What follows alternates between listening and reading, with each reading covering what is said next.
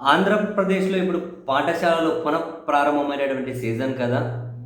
ఇప్పుడు విద్యా సంవత్సరం ప్రారంభమైంది గదా! సో, ఎక్కడ చూసినా గానీ ఎవరైనా మీ పిల్లల్ని ఎక్కడ చేర్చారు? మీ పిల్లల్ని ఎక్కడ చేర్చారు? ఆడ ఇంగ్లీష్ బాగుందంట. లేదా అదిగో ఈడ ఇంగ్లీష్ బాగుందంట. ఆ స్కూల్‌లో బాగా చదువుతారంట. జనరల్‌గా వచ్చే చర్చ. ఆ స్కూల్‌లో కంప్యూటర్ నేర్పితే ఈ స్కూల్ ఇది బాగుంది. ఆ స్కూల్ అది బాగుంది. ఇంగ్లీష్ ఏడ బాగా చదువుతారు? ఇదే చర్చ జరుగుతూ ఉంటది కదా! ఏ స్కూల్ ఎవరిని చేర్పించాలి అని. కాదా ఇంకా డబ్బులు పెట్టలేని వాళ్ళు ఏది అందుబాటులో ఉంటే ప్రభుత్వ పాఠశాలలకు పంపిస్తారు. సో, అందరికీ విద్య సమానం రావాలంటే ప్రభుత్వ పాఠశాలల్లో కూడా కార్పొరేట్ పాఠశాలల్లో ఉన్నంతటువంటి ఫెసిలిటీస్ ఉండాలి.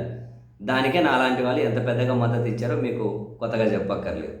కానీ ప్రస్తుతం ఆంధ్రప్రదేశ్‌లో ప్రభుత్వ పాఠశాలల ఆ పరిస్థితిని చూస్తూ ఉంటే, మీరు ఆ పరిస్థితిని చూడాలి అంటే ప్రభుత్వాన్ని వ్యతిరేకించే వాళ్ళ కోణంలో వాళ్ళ పత్రికలో, వాళ్ళ ఛానల్‌లోనే అని కాదు. చివరికి ప్రభుత్వ సొంత పత్రికలు కూడా దాచుకోలేకపోతూ ఉన్నాయి కొన్ని నిజాలు. దాచుకోలేకపోతూ ఉన్నాయి. వారాంతపు పలుకులు పశ్చిమ గోదావరి జిల్లాలో ఈరోజు పెట్టినటువంటి హెడ్డింగ్ చూడండి. ఈరోజు హెడ్డింగే జిల్లాలో జిల్లాల ఫ్రంట్ పేజీ వార్త. Zero admissions. ఏంటిది? Zero admissions. ప్రభుత్వ సొంత పత్రికే. Zero admissions.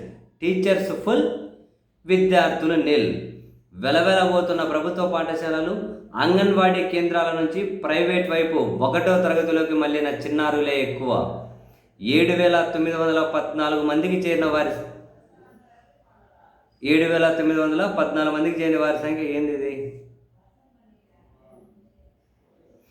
ఏలూరు జిల్లాలో ఫస్ట్ క్లాస్‌లో ఒక్కరూ చేరని ప్రాథమిక పాఠశాలలు 131 అంట. ఏలూరు జిల్లాలో ఫస్ట్ క్లాస్‌లో ఒక్కరు కూడా చేరని ప్రాథమిక పాఠశాలల సంఖ్య ఒక జిల్లాలో ఏలూరు జిల్లాలో 131 అంట.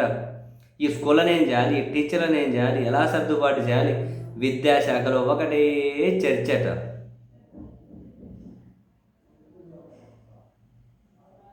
ఒకటే చర్చట. ఏంటి పరిష్కారం? ఏంటి పరిష్కారం? ప్రైవేట్ స్కూళ్ళలో ఉన్న ఫెసిలిటీస్ ప్రభుత్వ స్కూళ్ళలో పెడితే ఉపశమనం దక్కుతుంది, మంచి విద్య దక్కుతుంది, ప్రజలు విద్య మీద పెట్టే ఖర్చు తగ్గుతుంది, దాని భారం అని ఫీల్ అవ్వడం తగ్గుతుంది, అందరికీ సమాన అవకాశాలు వస్తాయి, అందరూ బాగుపడతారు.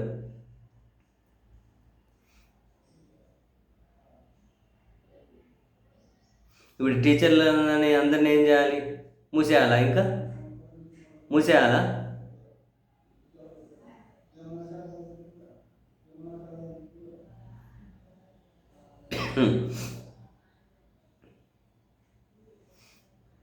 ఇంత దారుణంగా అయితే ప్రభుత్వ స్కూలు రోజు వింటూనే ఉన్నాం కదా. ఇవి మనంగానే మాట్లాడుకుంటున్నాం కదా, చర్చించుకుంటున్నాం కదా, రోజు చూస్తున్నాం. మరి ఏంటి పరిష్కారం?